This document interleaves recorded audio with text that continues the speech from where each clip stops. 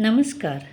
मैं रंजना कहानियों के संसार से निकाल कर लाई हूँ मुंशी प्रेमचंद जी की कहानी कफन। यदि कहानी पसंद आए तो मेरे चैनल को लाइक, शेयर और सब्सक्राइब करें। झोपड़े के द्वार पर बाप और बेटा दोनों एक बुझे हुए अलाव के सामने चुपचाप बैठे हुए हैं और अंदर बेटे की जवान बीवी बुधिया प्रसव वेदना में पछाड़ खा रही थी। रह रहकर उसके मुंह से ऐसी दिल दहला देने वाली आवाज़ निकलती कि दोनों कलेजा थाम लेते थे। जाड़े की रात थी, प्रकृति सन्नाटे में डूबी हुई, सारा गांव अंधकार में लय हो गया था। घीसू ने कहा, मालूम होता है बचेगी नहीं। सारा दिन दौड़ते हो गया, जा देख तो आ। माधव चिढ़कर बोला, मरना ही है तो जल्दी मर क्यों नहीं जाती? देख कर क्या करूं? तू बड़ा बेदर्द है बे। साल भर जिसके साथ सुख चैन से रहा, उसी के साथ इतनी बेवफाई। तो मुझसे उसका तड़पना और हाथ पांव पटकना नहीं देखा जाता। चमारों का कुनबा था और सारे गांव में बदनाम। घीसू एक दिन काम करता तो 3 दिन आराम। माधव इतना कामचोर था कि आधे घंटे काम करता तो घंटे भर चिलम पीता। इसलिए उन्हें कहीं मजदूरी भी नहीं मिलती थी। घर में मुट्ठी भर भी अनाज मौजूद हो तो उनके लिए काम करने की कसम थी। जब 2-4 फाके हो जाते तो घीसू पेड़ पर चढ़कर लकड़ियाँ तोड़ लाता और माधव बाजार से बेच लाता। और जब तक पैसे रहते दोनों इधर उधर मारे मारे फिरते। जब फाके की नौबत आ जाती तो फिर लकड़ियाँ तोड़ते या मजदूरी तलाश करते। गांव में काम की कमी न थी। किसानों का गांव था, मेहनती आदमी के लिए 50 काम थे। मगर इन दोनों को उसी वक्त बुलाते जब 2 आदमियों में एक का काम पाकर भी संतोष कर लेने के सिवा और कोई चारा न होता। अगर दोनों साधु होते तो उन्हें संतोष और धैर्य के लिए संयम और नियम की जरूरत न होती। यह तो इनकी प्रकृति थी। विचित्र जीवन था इनका। घर में मिट्टी के 2-4 बर्तन के सिवा कोई संपत्ति नहीं। फटे चीथड़ों से अपनी नग्नता को ढांके हुए जिए जाते थे।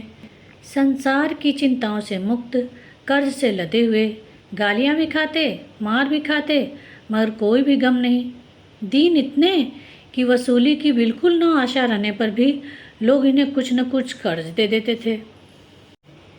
मटर आलू की फसल में दूसरे के खेतों से मटर या आलू उखाड़ लाते और भून भान कर खा लेते, या 10-5 ऊख उखाड़ लाते और रात को चूसते। घीसू ने इसी आकाशवृत्ति से 60 साल की उम्र काट दी और माधव भी सपूत बेटे की तरह बाप के ही पद चिन्हों पर चल रहा था, बल्कि उसका नाम और भी उजागर कर रहा था। इस वक्त भी दोनों अलाव के सामने बैठकर आलू भून रहे थे, जो कि किसी के खेत से खोद लाए थे। घीसू की स्त्री का तो बहुत दिन हुए देहांत हो गया था।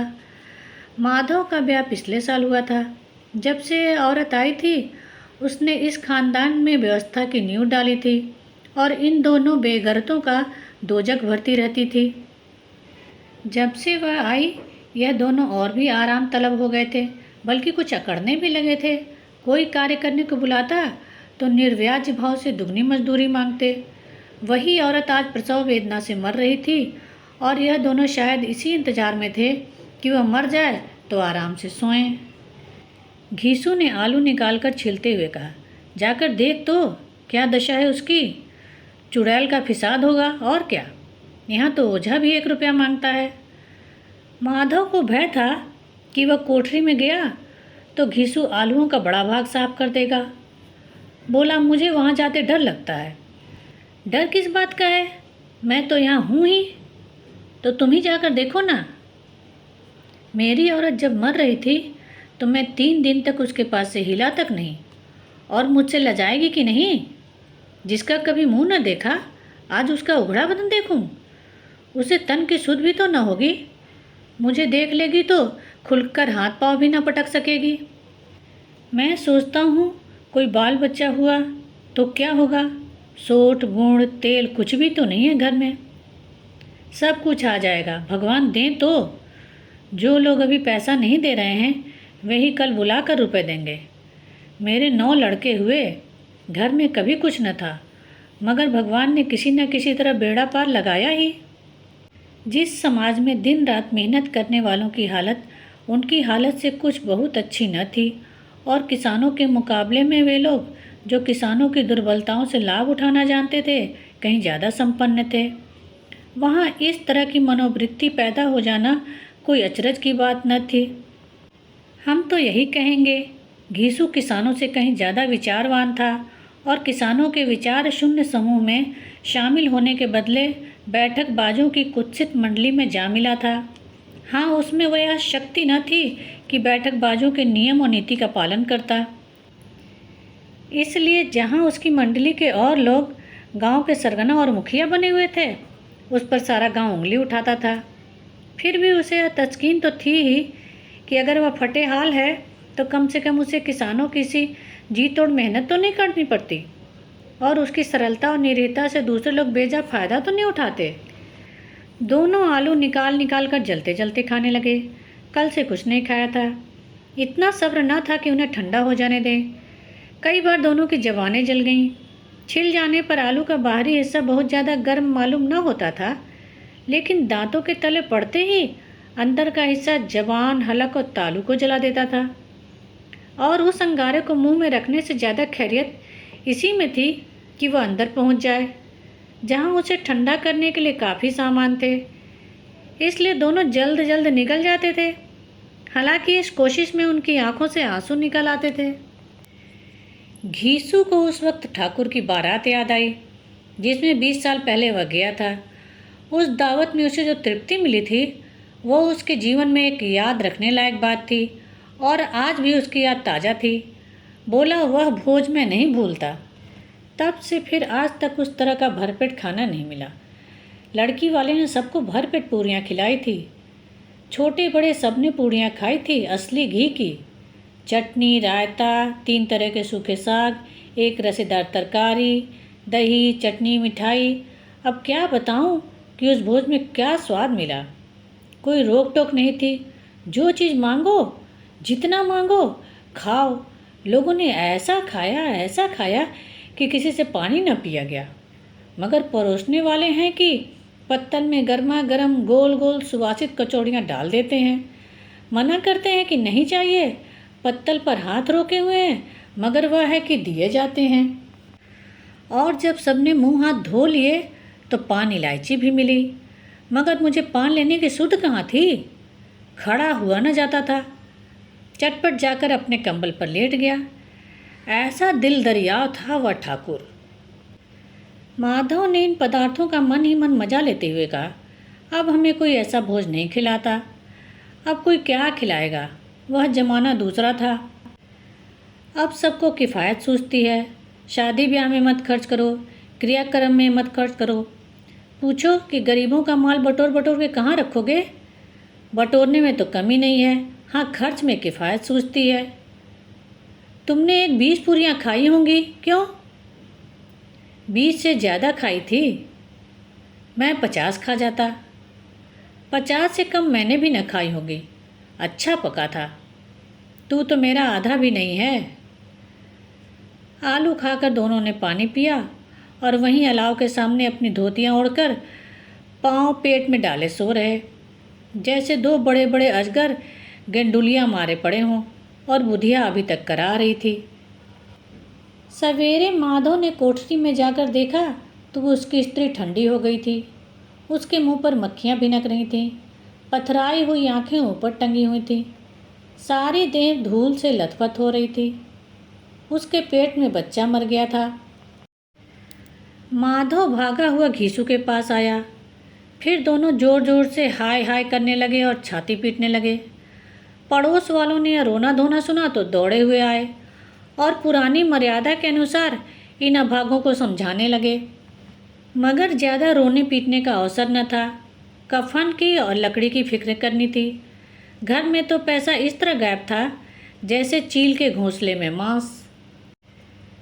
बाप बेटे रोते हुए जमींदार के पास गए। वह इन दोनों की सूरत से नफरत करते थे। कई बार इन्हें अपने हाथों से पीट चुके थे, चोरी करने के लिए, वादे पर काम न आने के लिए। पूछा, क्या है बे घिसुआ, रोता क्यों है? अब तो तू कहीं दिखाई भी नहीं देता। मालूम होता है इस गांव में रहना नहीं चाहता। घीसू ने ज़मीन पर सिर रखकर आंखों में आंसू भरे हुए कहा, सरकार बड़ी विपत्ति में हूँ। माधव की घरवाली रात को गुजर गई। रात भर तड़पती रही सरकार। हम दोनों उसके सिरहाने बैठे रहे। दवा दारू जो कुछ हो सका सब कुछ किया, मुदा वह हमें दगा दे गई। अब कोई एक रोटी देने वाला भी न रहा। तबाह हो गए, घर उजड़ गया। आपका गुलाम हूँ। अब आपके सिवा कौन उसकी मिट्टी को पार लगाएगा। हमारे हाथ में तो जो कुछ था वह सब उसकी दवा दारू में उठ गया। सरकार ही की दया होगी तो उसकी मिट्टी उठेगी। आपके सिवा किसके द्वार पर जाऊं। जमींदार साहब दयालु थे, मगर घीसू पर दया करना काले कंबल पर रंग चढ़ाना था। जी में तो आया कह दें चल दूर हो यहाँ से, यूँ तो बुलाने से भी नहीं आता। आज जब गरज पड़ी तो आकर खुशामद कर रहा है। हरामखोर कहीं का बदमाश। लेकिन यह क्रोध या दंड देने का अवसर न था। जी में कुड़ते हुए 2 रुपये निकाल कर फेंक दिए, मगर सांत्वना का एक शब्द भी मुँह से न निकला। उसकी तरफ ताका तक नहीं, जैसे सिर का बोझ उतारा हो। जब जमींदार साहब ने 2 रुपये दिए तो गांव के बनिए महाजनों को इनकार का साहस कैसे होता। घीसू जमींदार के नाम का ढिंढोरा भी पीटना जानता था। किसी ने 2 आने दिए, किसी ने 4 आने। 1 घंटे में घीसू के पास 5 रुपये की अच्छी रकम जमा हो गई। कहीं से अनाज मिल गया, कहीं से लकड़ी। और दोपहर को घीसू और माधो बाजार से कफन लाने चले। इधर लोग बांस वांस काटने लगे। गांव की नर्म दिल स्त्रियां आ आकर लाश देखती थीं और उसकी बेकसी पर 2 बूंद आंसू गिराकर चली जाती थीं। बाजार में पहुंचकर घीसू बोला, लकड़ी तो उसे जलाने भर को मिल गई है, क्यों माधव? माधव बोला, हाँ लकड़ी तो बहुत है, अब कफन चाहिए। तो चलो कोई हल्का सा कफन ले लें। हाँ और क्या, लाश उठते उठते रात हो जाएगी, रात को कफन कौन देखता है। कैसा बुरा रिवाज है, जिसे जीते जी तन ढकने को चिथड़ा भी न मिला उसे मरने पर नया कफन चाहिए। कफन लाश के साथ जल ही तो जाता है, और क्या रखा रहता है। यही 5 रुपये पहले मिलते तो कुछ दवा दारू कर लेते। दोनों एक दूसरे के मन की बात ताड़ रहे थे। बाजार में इधर उधर घूमते रहे, कभी इस बजाज की दुकान पर गए, कभी उस दुकान पर। तरह तरह के कपड़े रेशमी और सूती देखे, मगर कुछ जचा नहीं। यहाँ तक कि शाम हो गई। तब दोनों न जाने किस दैवी प्रेरणा से एक मधुशाला के सामने जा पहुँचे और जैसे किसी पूर्व निश्चित व्यवस्था से अंदर चले गए। वहाँ जरा देर तक दोनों असमंजस में खड़े रहे। फिर घीसू ने गद्दी के सामने जाकर कहा, साहू जी एक बोतल हमें भी देना। उसके बाद कुछ चखना आया, तली हुई मछली आई और दोनों बरामदे में बैठकर शांतिपूर्वक पीने लगे। कई कुज्जियाँ ताबड़तोड़ पीने के बाद दोनों सुरूर में आए। घीसू बोला, कफन लगाने से क्या मिलता, आखिर जल ही तो जाता, कुछ बहू के साथ तो न जाता। माधव आसमान की तरफ देखकर बोला, मानो देवताओं को अपनी निष्पापता का साक्षी बना रहा हो। दुनिया का दस्तूर है, नहीं लोग बाभनों को हजारों रुपए क्यों दे देते हैं। कौन देखता है कि परलोक में मिलता है या नहीं। बड़े आदमियों के पास धन है, फूकें, हमारे पास फूकने को क्या है। लेकिन लोगों को जवाब क्या दोगे? लोग पूछेंगे नहीं कफन कहाँ है। घीसू हंसा, अबे कह देंगे कि रुपए कमर से खिसक गए, बहुत ढूंढा मिले नहीं। लोगों को विश्वास न आएगा, लेकिन फिर वही रुपए देंगे। माधव भी हंसा इस अनपेक्षित सौभाग्य पर। बोला, बड़ी अच्छी थी बेचारी, मरी तो खूब खिला पिलाकर, आधी बोतल से ज़्यादा उड़ गई। घीसू ने 2 सेर पूड़ियाँ मंगवाई। चटनी, अचार, कलेजियाँ, शराब खाने के सामने ही दुकान थी। माधव लपक कर 2 पत्तलों में सारे सामान ले आया। पूरा 1.5 रुपया खर्च हो गया था, सिर्फ थोड़े से पैसे बचे रहे। दोनों इस वक्त इस शान से बैठे पूड़ियाँ खा रहे थे जैसे जंगल में कोई शेर अपना शिकार उड़ा रहा हो। न जवाबदेही का खौफ था, न बदनामी की फिक्र। इन सब भावनाओं को उसने बहुत पहले ही जीत लिया था। घीसू दार्शनिक भाव से बोला, हमारी आत्मा प्रसन्न हो रही है तो क्या उसे पुण्य न होगा। माधव ने श्रद्धा से सिर झुकाकर तस्दीक की, जरूर से जरूर होगा। भगवान तुम अंतर्यामी हो, उसे बैकुंठ ले जाना। हम दोनों हृदय से आशीर्वाद दे रहे हैं। आज जो भोजन मिला वह कभी उम्र भर न मिला था। एक क्षण बाद माधव के मन में शंका जागी।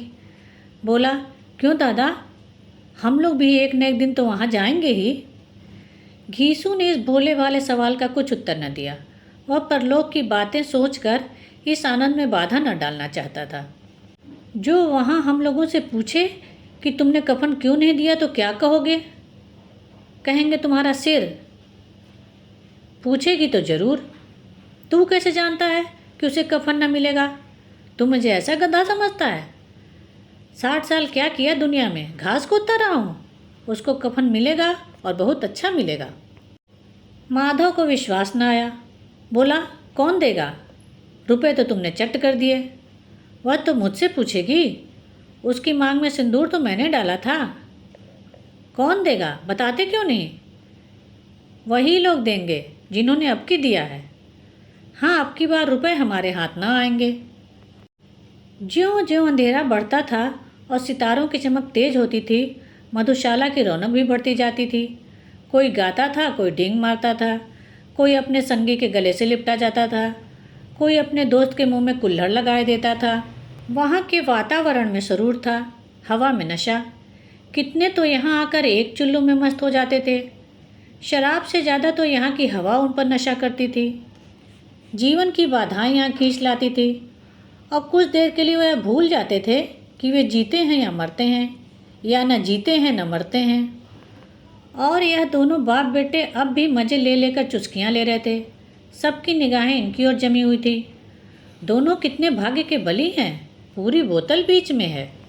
भर पेट खाकर माधव ने बची हुई पूरियों का पत्तल उठाकर एक भिखारी को दे दिया, जो खड़ा इनकी ओर भूखी आंखों से देख रहा था।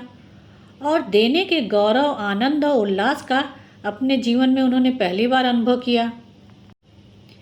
घीसू ने कहा, ले जा, खूब खा और आशीर्वाद दे। जिसकी कमाई है वह तो मर गई, मगर तेरा आशीर्वाद उसे ज़रूर पहुँचेगा। रोए रोए से आशीर्वाद दे, बड़ी गाढ़ी कमाई के पैसे हैं। माधव ने फिर आसमान की तरफ देखकर कहा, वह वैकुंठ में जाएगी दादा, वैकुंठ की रानी बनेगी। घीसू खड़ा हो गया और जैसे उल्लास की लहरों में तैरता हुआ बोला, हाँ बेटा, वैकुंठ में जाएगी। किसी को सताया नहीं, किसी को दबाया नहीं, मरते मरते हमारी ज़िंदगी की सबसे बड़ी लालसा पूरी कर गई। वह न वैकुंठ जाएगी तो क्या ये मोटे मोटे लोग जाएंगे, जो गरीबों को दोनों हाथों से लूटते हैं और अपने पाप को धोने के लिए गंगा नहाते हैं और मंदिरों में जल चढ़ाते हैं? श्रद्धालुता का यह रंग तुरंत ही बदल गया। अस्थिरता नशे की खासियत है। दुख और निराशा का दौर शुरू हुआ। माधव बोला, मगर दादा, बेचारी ने जिंदगी में बड़ा दुख भोगा, कितना दुख झेल कर मरी। वह आंखों पर हाथ रख कर रोने लगा, चीखें मार मार कर। घीसू ने समझाया, क्यों रोता है बेटा, खुश हो, वह माया जाल से मुक्त हो गई, जंजाल से छूट गई। बड़ी भाग्यवान थी जो इतनी जल्दी माया मोह के बंधन तोड़ दिए।